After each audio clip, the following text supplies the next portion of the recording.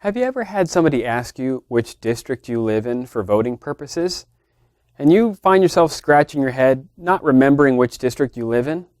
Well, the truth is, many people don't know which district they live in because they live in multiple districts depending on what level of government you're talking about. For instance, you may live in Congressional District 4, but Legislative District 28. That's why people have such a hard time remembering which district they're in.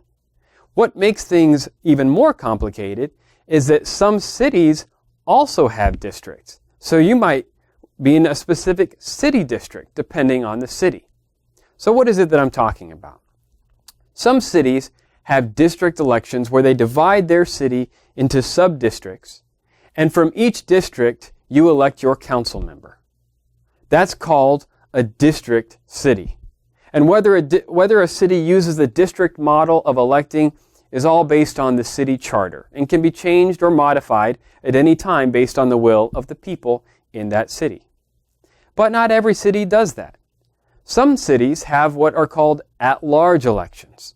That means the city is not broken into districts. Instead, you may vote for multiple people to serve on the city council. Let me give an example. The city of Phoenix is broken up into 8 city districts. If you live in District 1, you can vote for candidates running in District 1. You have no say on who might represent District 7 or 8 or any other district. If 4 people are running for that district seat, you can vote for one of them. That's the district model. And most cities, like Phoenix, that are larger cities, use the district model. Phoenix uses it, and they have 8 districts. Mesa uses it. They have 6 districts. City of Tucson also uses the district model. Though they don't use the word district, they actually call their subdivisions of the city wards. On the other hand, take the city of Chandler. Chandler is actually a pretty large city in the state of Arizona, but they do not use the district model. Instead, they go by the at-large model. What that means is when you see your ballot, there may be 2 or 3 votes that you can cast for city council. And the top, let's say there's 3 spots open, the top 3 spots will go on to serve on the Chandler Council in that situation.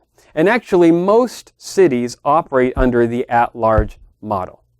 Now, what are the strengths and weaknesses of the district versus at-large model of city elections? Well, in the case of Chandler, you can actually, as a constituent there, send an email to any of the 6 council members, and each of them represents you, and so each of them is probably going to respond to you. So you get a lot of attention as a constituent. But at the same time, that means there's a lot of duplicated work within the council because they may not realize that one council member is already working on an issue for you.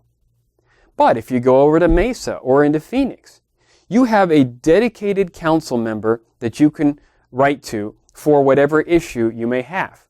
But you only have one.